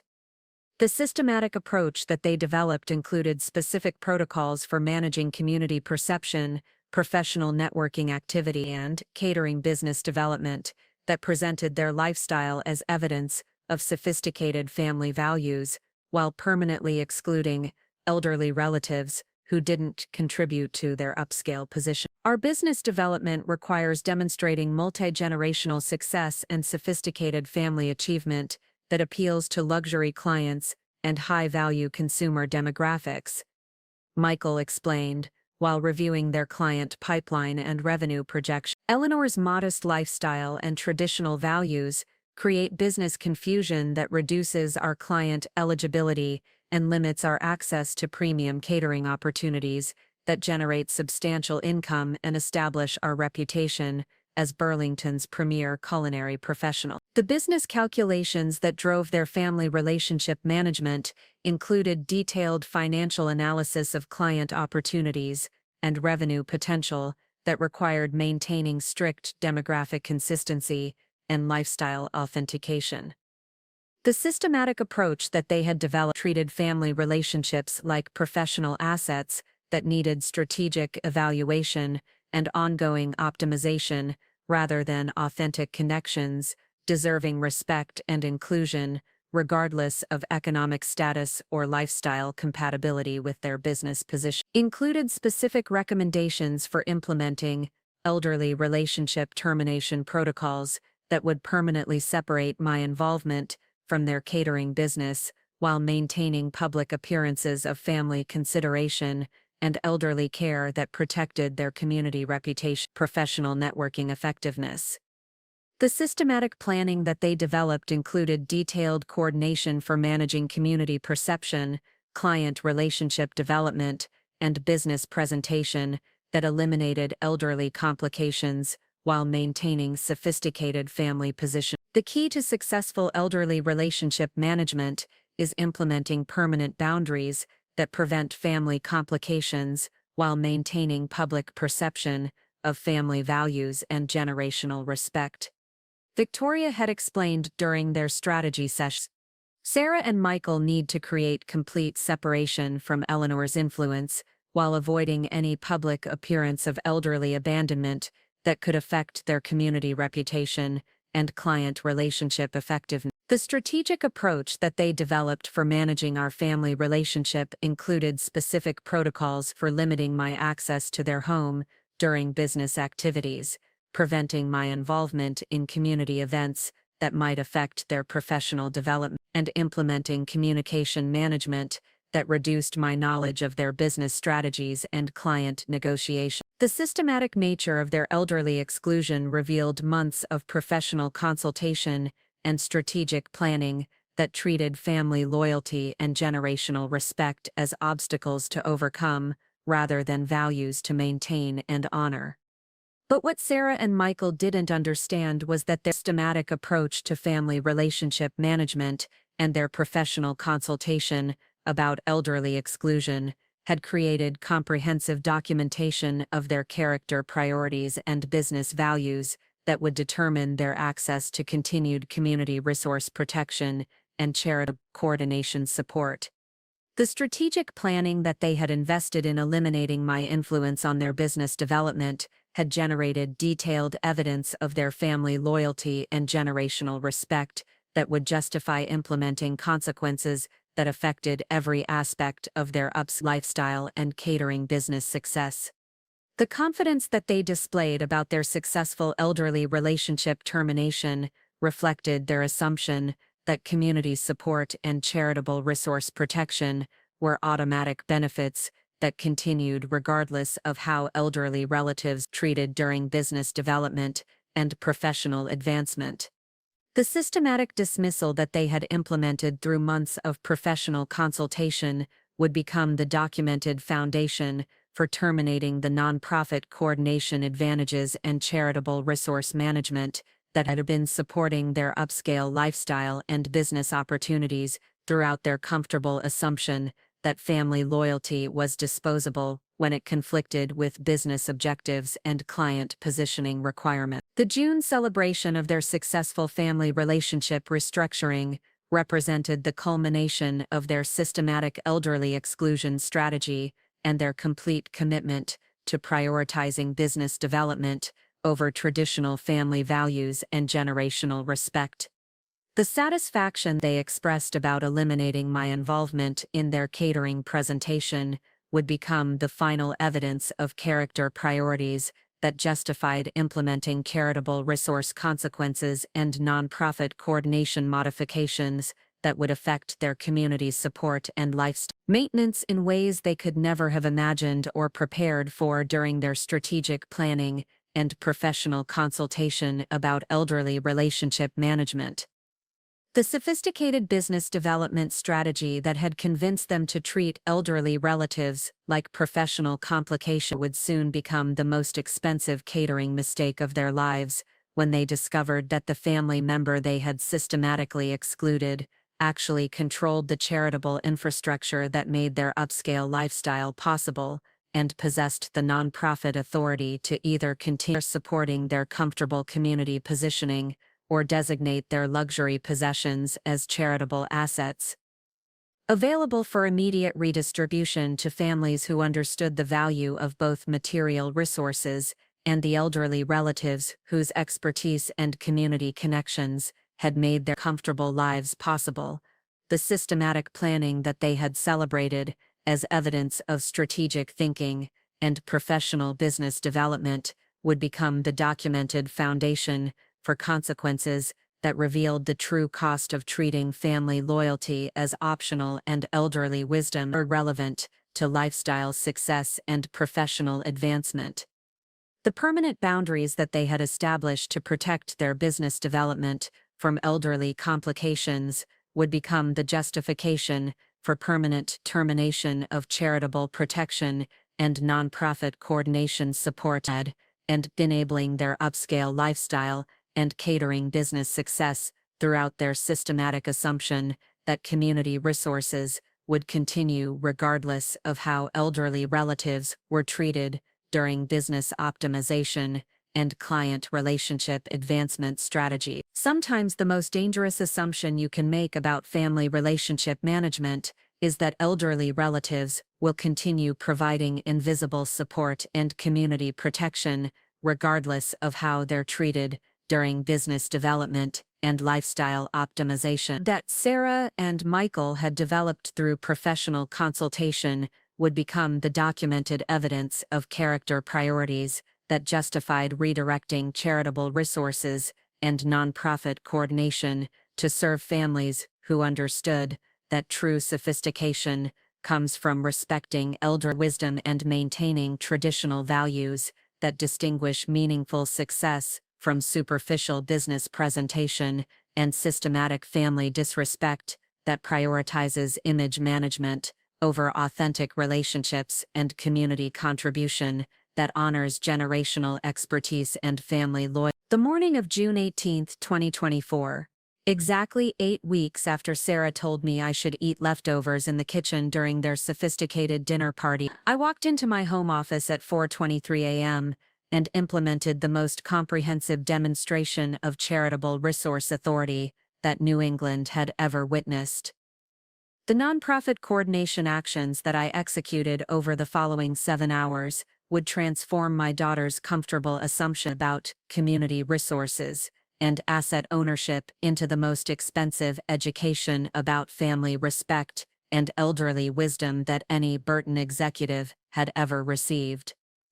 The systematic charitable actions that I implemented began with accessing the New England Regional Charitable Resource Network through my federal consultation protocols and reviewing the comprehensive file that I had been maintaining on Sarah and Michael's assets since their April systematic elderly exclusion strategy. The documentation that I had compiled included every instance of their business development planning, every conversation about family relationship management, and every strategic decision to prioritize catering income over traditional family values and generational respect.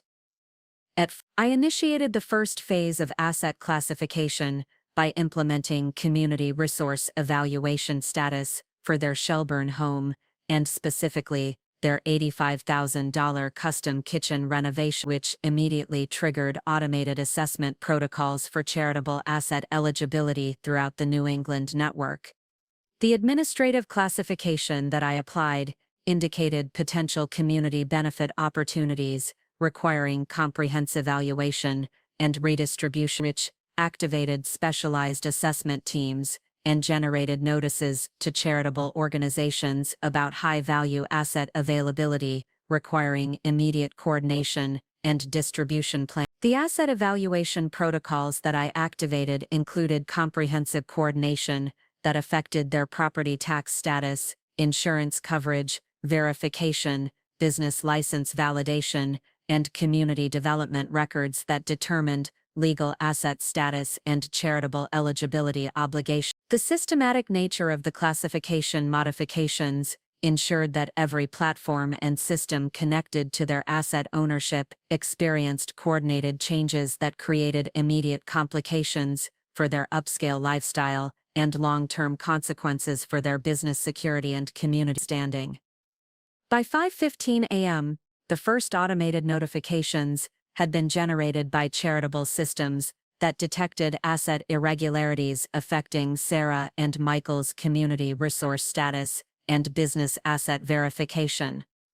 The alert protocols that I had implemented included charitable organization notification requirements that triggered immediate evaluation of asset donation potential and community benefit assessment that could affect their property ownership calculations and continued asset eligibility based on community contribution standards and charitable resource availability protocol. The charitable organization notifications began arriving at 6:30 a.m. when automated systems detected asset classification changes that affected donation eligibility and community resource assessment calculations. The systematic classification modifications that I had implemented trigger comprehensive valuation procedures that could result in asset redistribution and community benefit receipt calculation based on updated charitable status and resource availability requirements that distinguished assets held for community benefit from those requiring additional evaluation, redistribution, coordination. But the most immediate impact of my charitable modifications became apparent when Michael attempted to schedule a client demonstration dinner at 7:45 a.m. and discovered that their kitchen had been classified as a community resource under evaluation by the Vermont Community Development Authority. The panic that followed his discovery revealed the extent to which their catering business and upscale lifestyle depended on asset ownership and community standing that they had never understood or appreciated during their systematic elderly exclusion and family relationship restructuring. The first panicked phone call that I received came from Sarah at 8:03 a.m. with obvious desperation and confusion about the administrative complications that were affecting their asset ownership and business operation. "Mom, something incredible is happening with our house, and Michael's catering business, she announced with the kind of professional emergency language that revealed her immediate understanding of catastrophic business implications. Our kitchen has been classified as community property, and charitable organizations are asking for documentation about asset donation, eligibility, and community benefit coordination. The conversation that followed revealed Sarah's sudden recognition that the elderly mother she had systematically excluded from her upscale lifestyle might possess administrative capabilities and professional authority that could affect their asset ownership and business security in ways she had never imagined or prepared for during months of strategic family relationship management and business development consultation. Michael's call came 38 minutes later from their home office,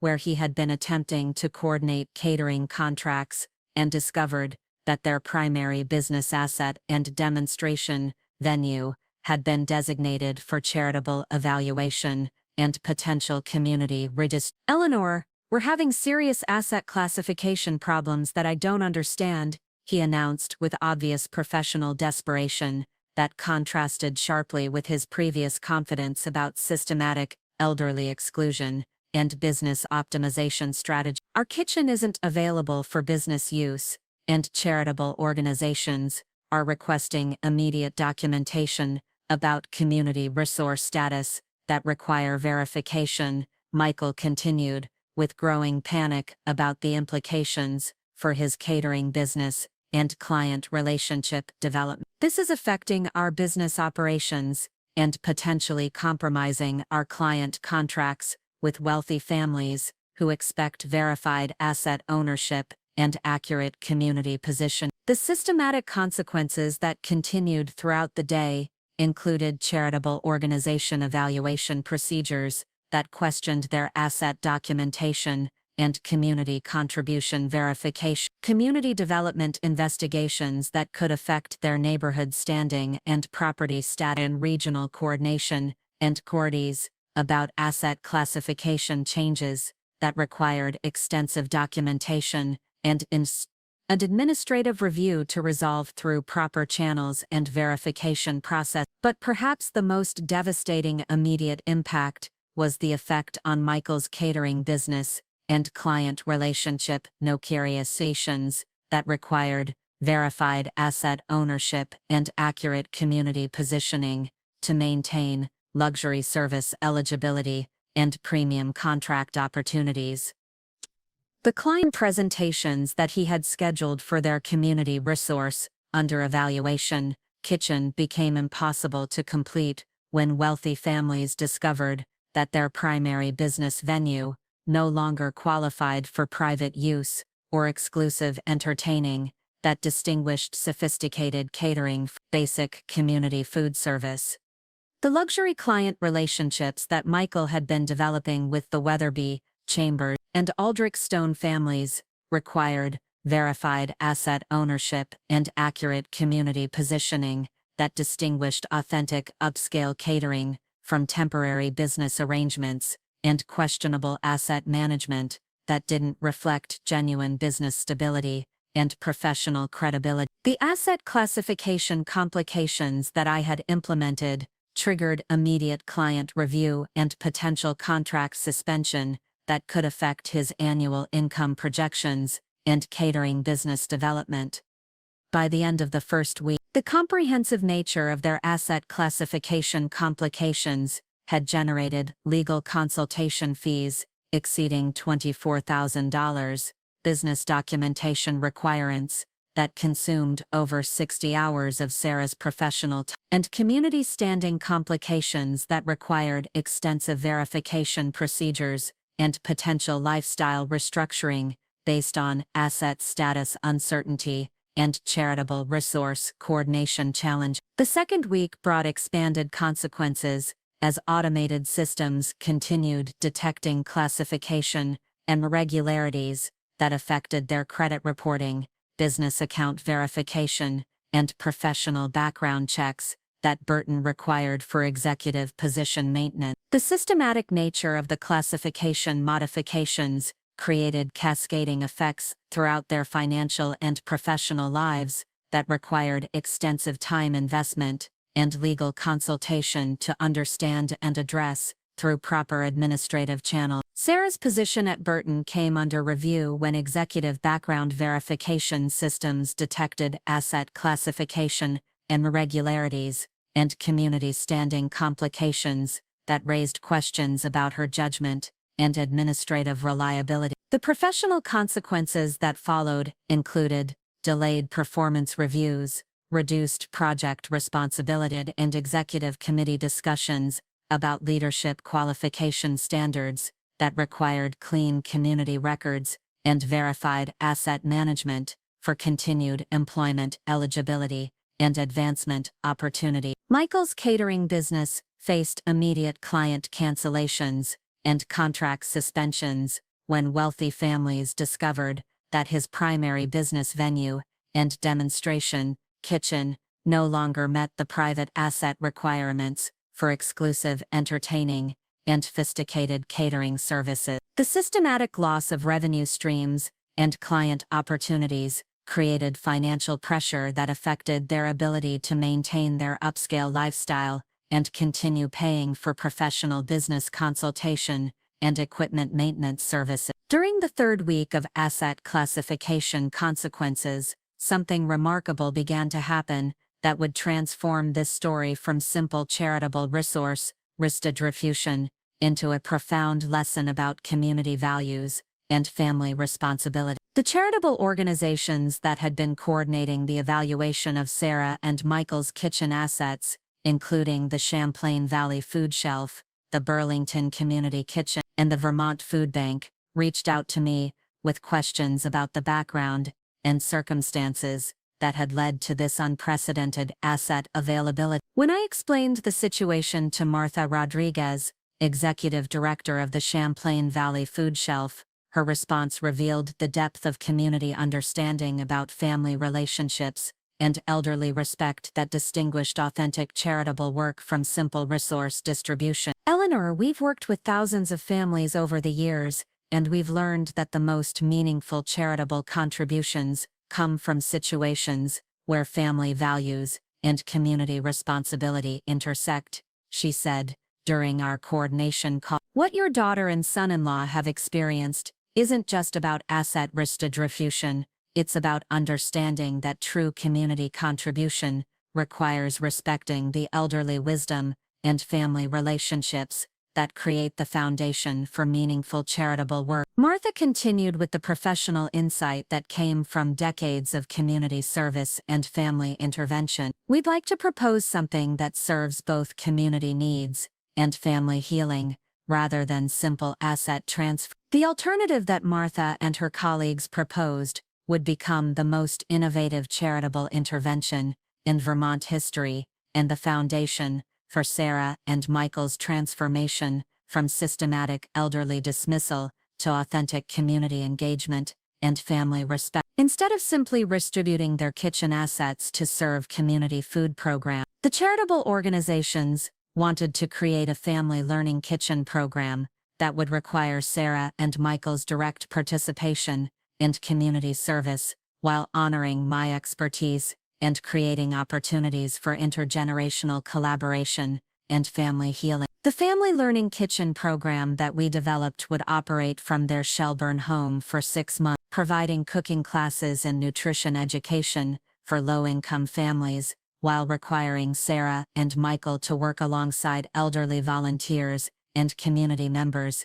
who understood the value of traditional wisdom and generational respect. The program would serve over 200 families during its operation, while creating opportunities for Sarah and Michael to learn about community service and elderly appreciation that distinguished meaningful contribution from superficial charitable giving. But perhaps the most significant aspect of the program was the requirement that Sarah and Michael work directly under my supervision as program coordinator.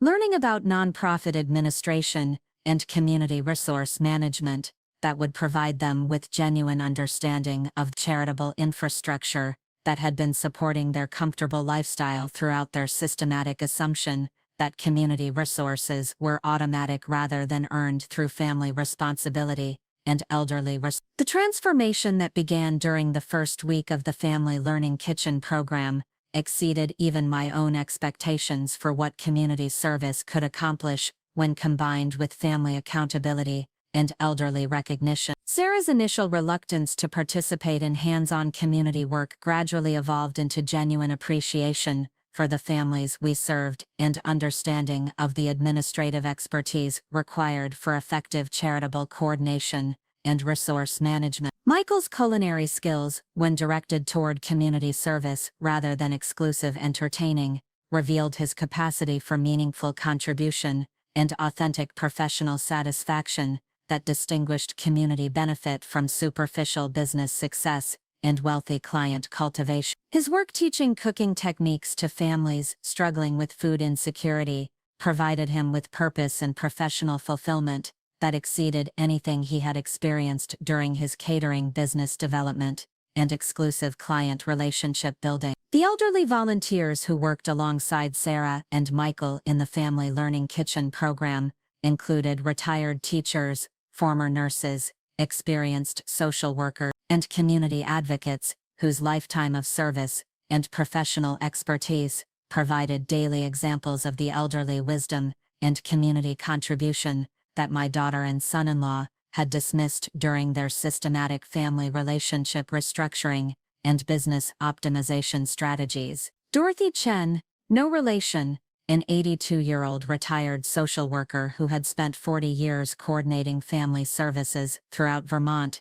became particularly influential in helping Sarah understand the connection between family respect and community effectiveness. "Young lady," she told Sarah during their third week of working together, "I've seen thousands of families over the years, and I can tell you that the most successful community programs always start with families that understand how to honor their elderly members and learn from generational wisdom." The cooking classes that Michael taught alongside 79-year-old retired chef Antonio Benedetto, who had operated Burlington's most beloved family restaurant for 37 years before retirement, provided daily demonstrations of how professional expertise and elderly experience could combine to create community benefit that exceeded anything achievable through individual achievement or exclusive business development. Mr. Benedetto's traditional cooking techniques and community engagement principles challenged Michael's assumptions about culinary success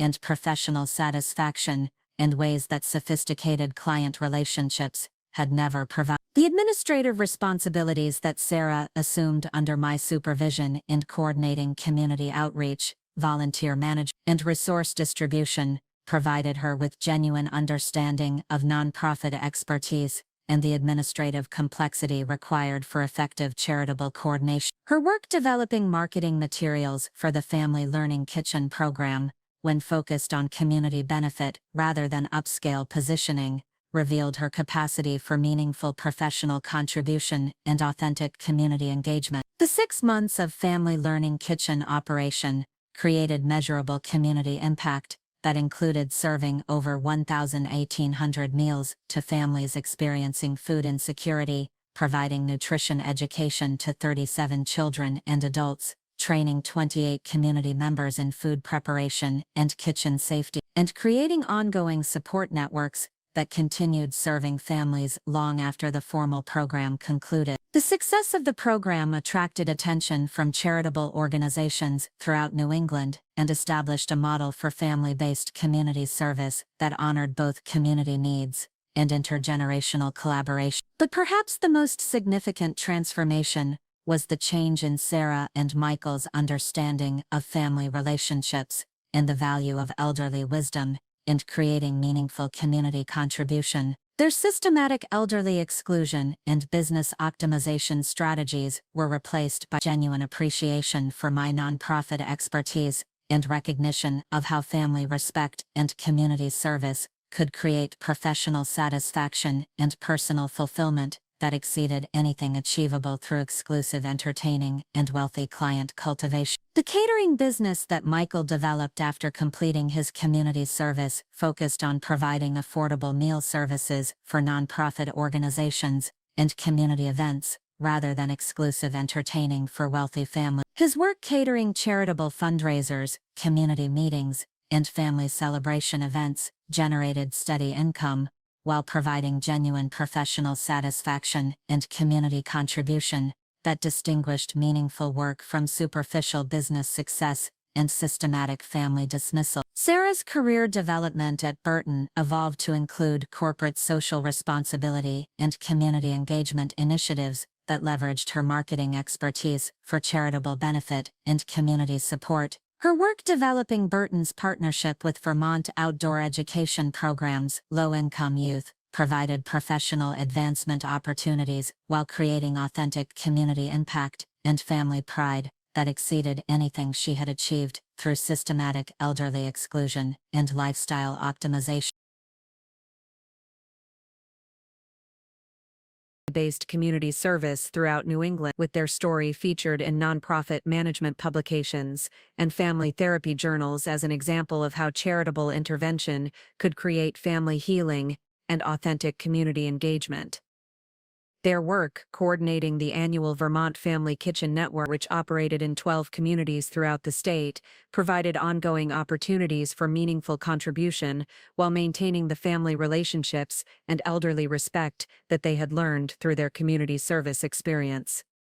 The Burlington home where they now live, purchased with assistance from a nonprofit housing program and costing $2, provided comfortable family living while supporting their community service work and maintaining proximity to the elderly relatives and community members whose wisdom and support had created the foundation for their transformation. The modest kitchen that served as both family space and occasional community meeting venue reflected their understanding that true satisfaction came from authentic relationships and community contribution rather than exclusive entertaining and systematic elderly dismissal. Sarah's current position as Community Engagement Director at a Vermont environmental nonprofit, earning $78,000 annually, while coordinating community education and family outreach program, provided meaningful professional work that honored both her marketing expertise and her commitment to community service and family value. Her work developing environmental education programs for families throughout Vermont created genuine impact while maintaining the family relationships and elderly respect that distinguished authentic success from superficial professional advancement. Michael's role as community kitchen coordinator for the Vermont Food Bank, earning $65,000 annually while managing meal preparation and nutrition education programs throughout the state, provided professional satisfaction and community contribution that exceeded anything he had achieved through exclusive catering and wealthy client cultivation. His work training community volunteers in food preparation and kitchen management created lasting impact while honoring the elderly wisdom and traditional techniques that distinguished meaningful culinary work from superficial business success. As I write this final chapter from my beautiful Lake Champlain home, purchased with proceeds from my federal consultation work and serving as both family residence and nonprofit coordination center, I'm surrounded by family photographs that document our journey toward authentic relationships and mutual respect, professional commendations that honor my career achievements, and community recognition that celebrates the Family Learning Kitchen program's ongoing impact throughout New England. The children who told me to eat leftovers in the kitchen discovered that respect for elderly relatives isn't optional accommodation, it's the foundation for professional credibility and community contribution that determines whether families build meaningful legacies or destroy opportunity. Through systematic dismissal of generational wisdom and traditional values that created every advantage they considered evidence of individual achievement and personal success. The modest kitchen where I had been relegated to eat leftovers became the foundation for a community service program that served thousands of families while teaching my daughter and son-in-law about the critical importance of elderly respect and family loyalty. The sophisticated entertaining space that had been used to exclude an elderly family member was transformed into a community resource that demonstrated how charitable service and family healing could create opportunities for authentic contribution and meaningful professional satisfaction. But perhaps the most important legacy of this experience has been the broader recognition throughout the New England nonprofit community that elderly expertise and traditional family values provide the foundation for sustainable community service and meaningful charitable contribution. The hundreds of families who have participated in Family Kitchen Network programs understand that respecting elderly relatives and maintaining family loyalty creates opportunities for authentic community engagement and lasting professional satisfaction. My federal consultation work continues expanding throughout North America, with nonprofit organizations in 15 countries implementing our family-based community service models that honor both charitable needs and intergenerational respect. The global recognition of our approach to elderly inclusion and family-centered charitable work